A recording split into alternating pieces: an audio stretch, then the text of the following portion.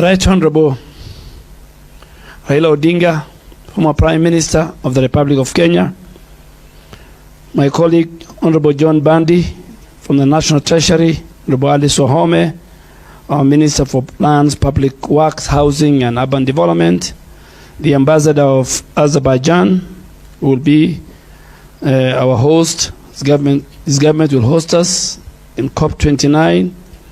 Distinguished guest partners, ladies and gentlemen, good morning. I want to begin by expressing my appreciation to my esteemed colleagues for organizing this very, very important meeting, and to the Right Honorable Raila Odinga for his presence today.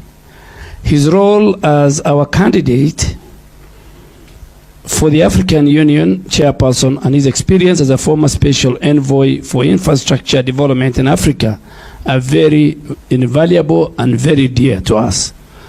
And because I have an opportunity here, let me say it. 16 years ago, myself, the Honorable John Bandi, the current president, served in his government where he was the Prime Minister. The current president was the Minister for Agriculture. My friend, me and Honorable Badi were deputy ministers busy answering questions in those days. So we know our candidate. We know his experience. We know his capabilities. We are presenting a tested, experienced African statesman, a Pan-Africanist to the continent. And we are very proud that today you have joined us, Your Excellency. I also want to extend my appreciation to the African Union Commission, United Cities and Local Governments of Africa, the 14 national focal points of the Building Resilience for Urban Poor, the African Designated Authorities Network, AFDEN, and all our supporting partners. Your collaboration in addressing the climate change challenge affecting our most vulnerable population in both the rural and urban areas is critical, crucial, and important for us today. This meeting is not just timely, it is urgent. And why do I say so? We have witnessed catastrophic floods globally and with severe repercussions in Kenya and other vulnerable regions of Africa. Coming home, the recent floods in Kenya resulted in over 300 deaths, displaced more than 400,000 people, destroyed thousands of homes, and damaged our very critical national infrastructure, including roads and bridges. The destruction of livestock and farmland further exhibits the crisis we are talking about. And before these floods, Kenya endured one of the worst droughts in its history, displacing over 256,000 people and leaving 4.4 million people facing very severe food insecurity.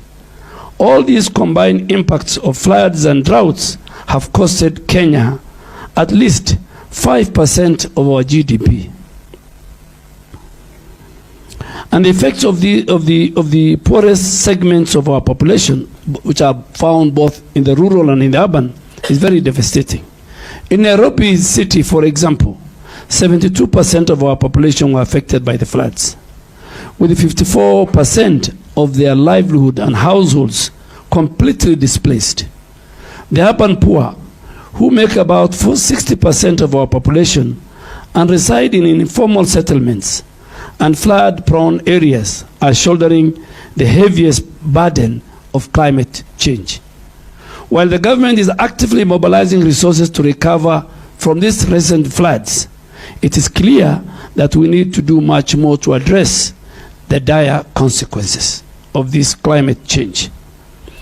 According to the recent UN Habitat report, if current urbanization rates continue, approximately, which is 50% of Kenyans now will live in urban areas by 2030, another UN report predicts that by 2050, 60% of Africa's population will reside in cities and towns. With a high rate of migration from rural to urban areas, our largest cities ultimately will be increasing and increasingly be located in developing countries. This will exhibit the spread of informal settlements and intensify the threats posed by climate change. And it's imperative that faced with this, we tackle climate change with the urgency it requires, and we must resolve. At the continental level, adaptation remains our top priority.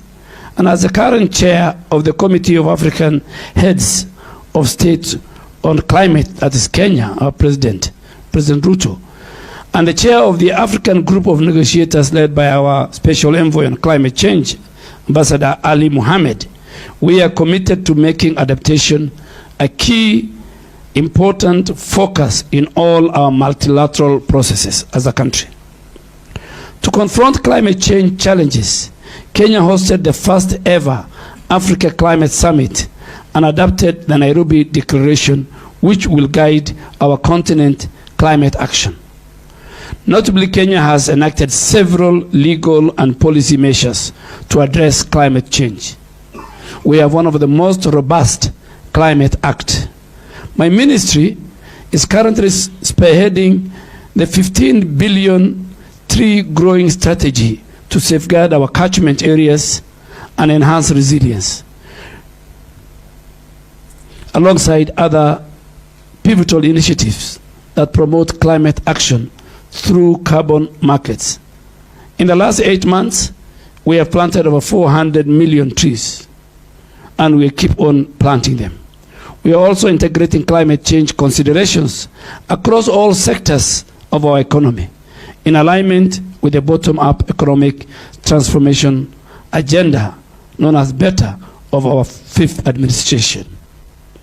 I am proud of the two Kenyan-led initiatives that will be discussed here today, the BICRAP and the FLOCA.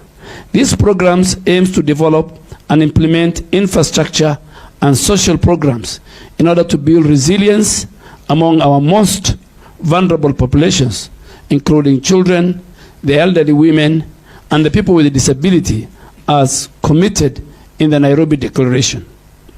Both programs are part of the National Climate Action Plan, FLOCA, and in particular has successfully mobilized financing at both the community level through our county governments. This pioneering program success must be expanded across the continent and to our urban centers. Distinguished guests, ladies and gentlemen, the launch of BACAP by the UN Secretary General in 2019 and its implementation plan by President William Ruto at the African Climate Summit marks a significant step forward in our deliberation. Now, 5 years on, we must advance its implementation. And I want to commend Honorable Ali Sohome and the Executive Secretary of the United Cities and Local Governments of Africa for their leadership in mobilizing resources for BACRAP in the 14 African countries. The successful implementation of this program requires a united effort. Governments, NGOs, civil society, the private sector, international agencies must come together to provide the necessary funding, expertise, and resources to elevate it to the level of FLOCA. And I'm very hopeful that BACRAP Kenya will address critical challenges such as housing, water, infrastructure, including even accelerating our affordable housing and slum upgrading program, and supporting the Nairobi River Commission in its cleanup efforts. Your Excellency, former Prime Minister, I want to assure you that I will take the route of the late John Michuki. I will clean Nairobi River Commission. I will take the route of Wangari Maathai in saving Karura Forest today, that you will enjoy. So the 141 industry players and many people who we have done through traceability and who are polluting the rivers, Nairobi rivers, you better think twice. There's a new sheriff in town. I will deal with it. We must see the blue waters of these rivers, all the way from Kikuyu to the end of the eastern part of Nairobi. Nairobi, Your Excellency, former Prime Minister, is the environmental capital of the world.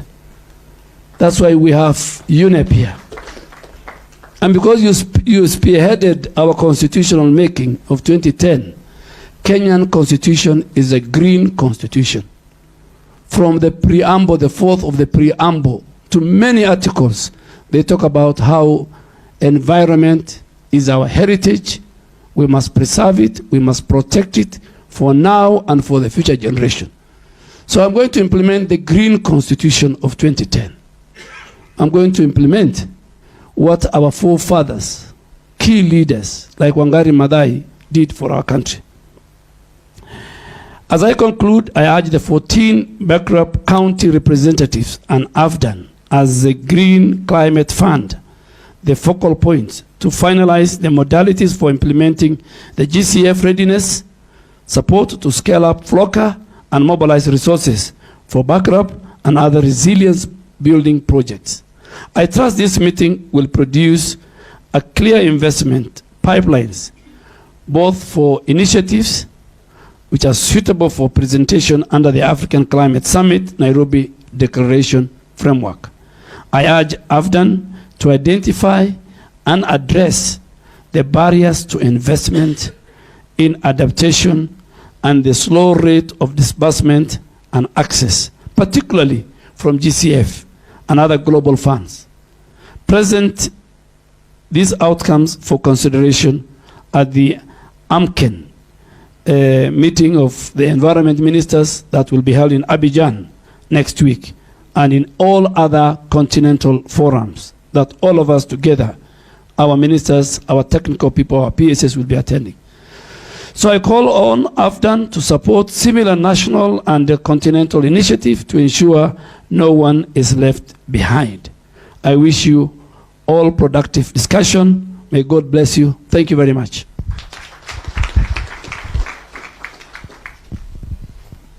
Thank you very much, Honorable Cabinet